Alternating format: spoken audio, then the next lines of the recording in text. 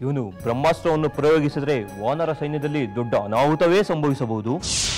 ಅಲ್ಲಿ ನೋಡಿ, ಇಂದ್ರಜಿತ್ತು ಬ್ರಹ್ಮಾಸ್ತ್ರ ಶಕ್ತಿಯನ್ನು ಪಡೆದಾಯಿತು.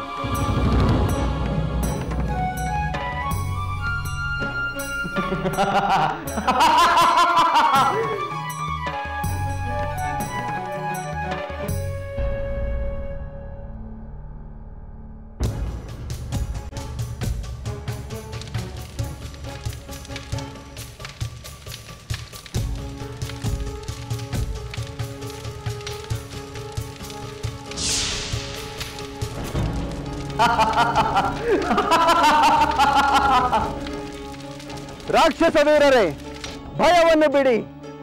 ವಾನರರನ್ನು ಧೂಳಿಪಟ ಮಾಡುವ ಗುರಿ ಇಟ್ಟುಕೊಂಡು ಹೋರಾಡಿ. ನಿಮ್ಮ ಜೊತೆಯಲ್ಲಿ ನಾನಿದ್ದೇನೆ.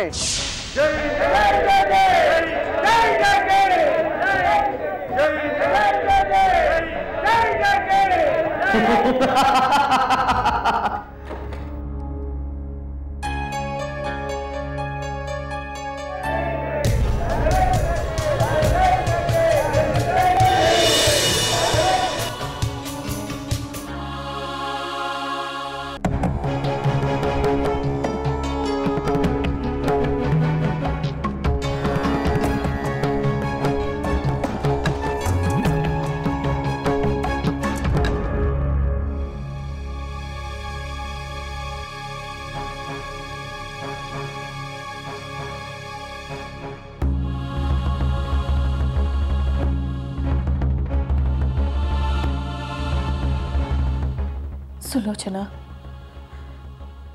ಇಂದ್ರಜಿತುವನ್ನು ಯುದ್ಧಕ್ಕೆ ಹೋಗದಂತೆ ತಡೆಯಲು ನನ್ನಿಂದಾಗಲಿಲ್ಲ. ನಿನ್ನ ಪ್ರೇಮ, ನಿನ್ನ ಕಣ್ಣೀರು ಅವನನ್ನು ತಡೆಯಬಹುದು ಎಂದುಕೊಂಡಿದ್ದೆ. ನೀನು ವಿಫಲಳಾದೆ.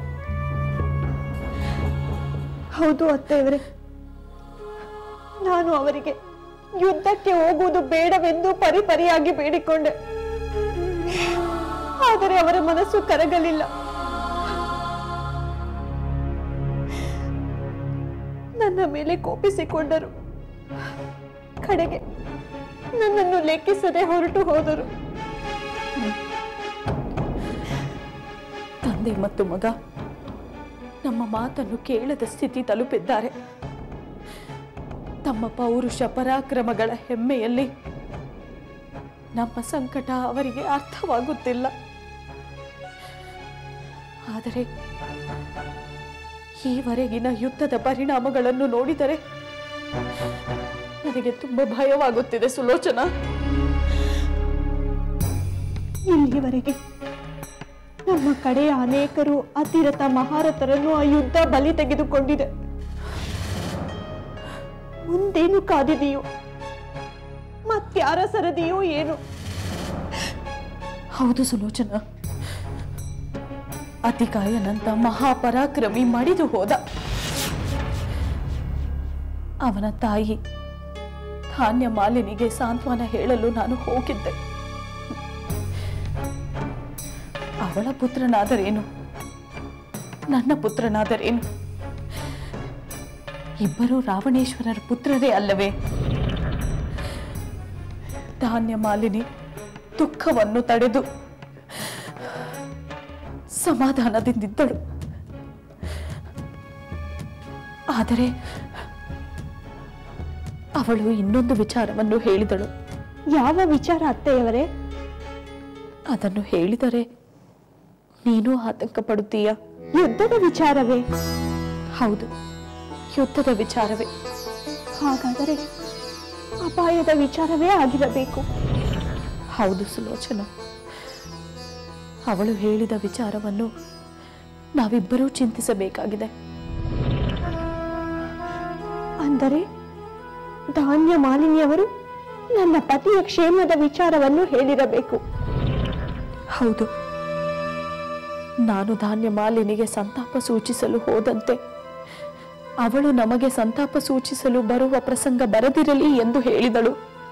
ಅಂದರೆ ಅವರ ಮಾತಿನಂತೆ ಆಗಲಿ ಎಂದೇ ನಾವು ಹಾರೈಸಬೇಕು. ಹೌದು ಸುಲೋಚನಾ, ಹಾಗೆಂದೇ ನಾವು ಹಾರೈಸಬೇಕು. ಆದರೆ ಅಂತಹ ಪರಿಸ್ಥಿತಿ ಎಲ್ಲಿ ಬರುವುದೋ ಎಂಬ ಆತಂಕ ನನ್ನನ್ನು ಕಾಡುತ್ತಿದೆ. ನನ್ನಲ್ಲೂ ಆ ಆತಂಕವಿದೆ. ಇದಕ್ಕೆ ಪರಿಹಾರವೇ ಇಲ್ಲವೇ ಅತ್ತೆಯವರೇ? ಇದಕ್ಕಿರುವುದು ಒಂದೇ ಒಂದು ಪರಿಹಾರ ಸುಲೋಚನಾ. ಕರುಣಾಮಯನಾದ ಆ ಪರಮೇಶ್ವರನಲ್ಲಿ ಬೇಡಿಕೊಳ್ಳಬಹುದಷ್ಟೇ.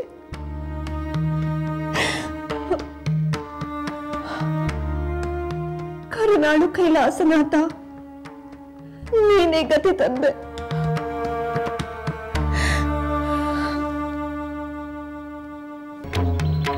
ಅಪ್ಪ, ಅದೇನು ಸಾಹಸ, ಅದೇನು ಪರಾಕ್ರಮ, ಅದೇನು ಶಕ್ತಿ ಪ್ರದರ್ಶನ. ಸಹೋದರ, ನೀನು ಯಾರ ಬಗ್ಗೆ ಮಾತಾಡುತ್ತಿರುವೆ? ಇನ್ಯಾರ ವಿಷಯ? ಆ ರಾವಣ ಪುತ್ರ ಅತಿಕಾಯನ ವಿಷಯ.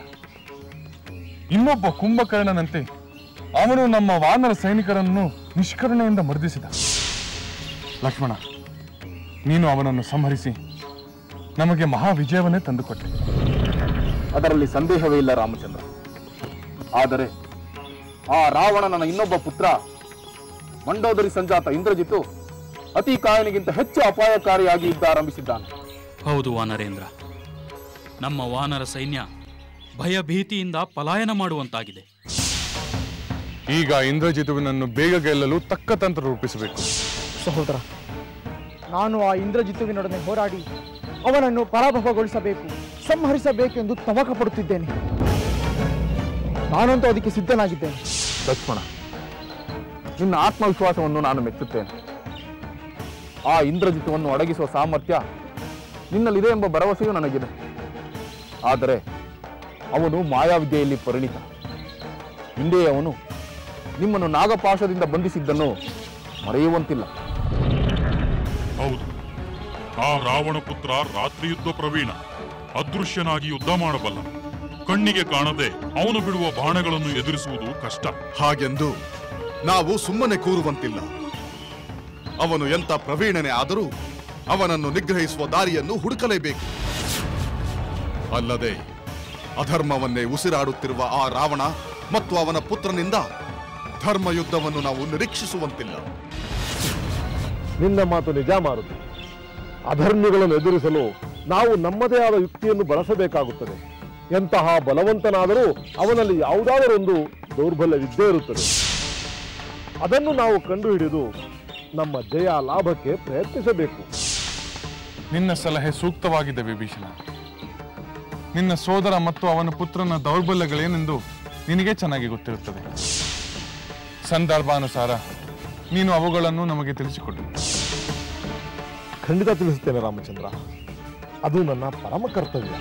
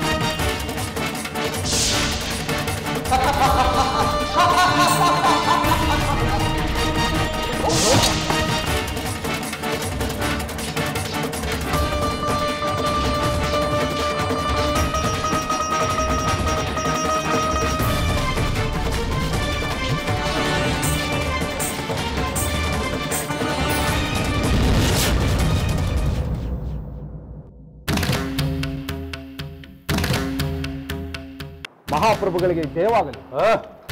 ಜಯವಾಗಲಿ, ಜಯವಾಗಲಿ, ಜಯವಾಗಲಿ. ಈ ಸ್ತುತಿ ಪಾಠವನ್ನು ಕೇಳಿ ಕೇಳಿ ನನ್ನ ಕಿವಿ ಕಿವುಡಾಗಿದೆ. ನನಗೆ ಬೇಕಾಗಿರುವುದು ಜಯವಾಗಲಿ ಎಂಬ ಒಣ ಮಾತಲ್ಲ, ನಿಜವಾದ ವಿಜಯ.